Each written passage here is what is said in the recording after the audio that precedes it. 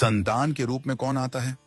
पूर्व जन्म के कर्मों से ही हमें इस जन्म में माता पिता, भाई बहन, पति पत्नी, प्रेमिका, मित्र शत्रु, सगे संबंधी इत्यादि संसार के जितने भी रिश्ते नाते हैं सब मिलते हैं, क्योंकि इन सब को हमें या तो कुछ देना होता है या इनसे कुछ लेना होता है।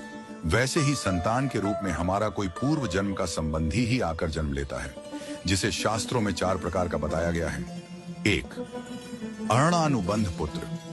पूर्व जन्म का कोई ऐसा जीव जिससे आपने ऋण लिया हो या उसका किसी भी प्रकार से धन नष्ट किया हो, वह आपके घर में संतान बनकर जन्म लेगा। वह अपना धन बीमारी में या व्यर्थ के कार्यों में तब तक नष्ट करेगा जब तक उसका पूरा हिसाब न हो जाए। 2. शत्रुपुत्र।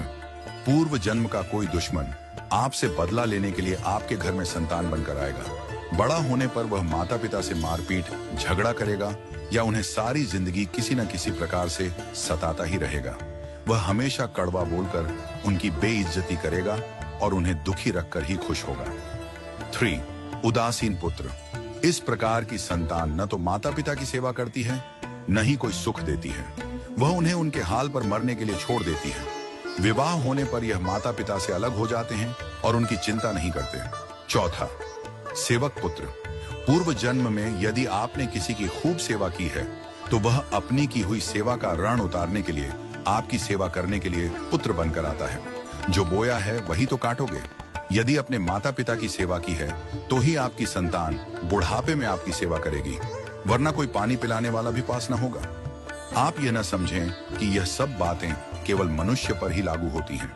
इन 4 प्रकार में कोई भी जीव आ सकता है। यदि आपने किसी गाय की निस्वार्थ भाव से सेवा की है तो वह भी पुत्र या पुत्री बनकर आ सकती है। यदि आपने गाय को स्वार्थवश पालकर उसके दूध देना बंद करने के पश्चात उसे घर से निकाल दिया हो तो वह ऋणानुबंध पुत्र या पुत्री बनकर जन्म लेगी। यदि आपने किसी निर्दोष जीव को सताया है तो वह आपके जीवन में शत्रु बनकर आएगा। इसलिए जीवन में कभी किसी का बुरा न करें, क्योंकि प्रकृति का नियम है कि आप जो भी करोगे उसे वह आपको इस जन्म में या अगले जन्म में 100 गुना वापस करके देगी।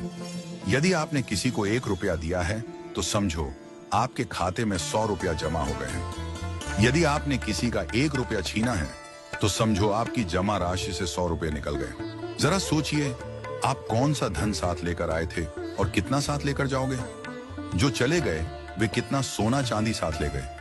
मरने पर जो सोना चांदी धन दौलत बैंक में पड़ा रह गया, समझो वह व्यर्थ ही कमाया।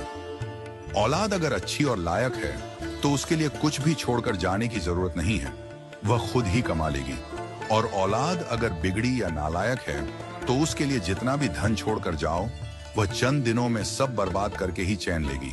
मैं, मेरा, तेरा और सारा धन यहीं का यहीं धरा रह जाएगा, कुछ भी साथ नहीं जाएगा। साथ यदि कुछ जाएगा भी तो सिर्फ अच्छे बुरे कर्म ही साथ जाएंगे। इसलिए जितना हो सके नेकी करो, सत्कर्म करो।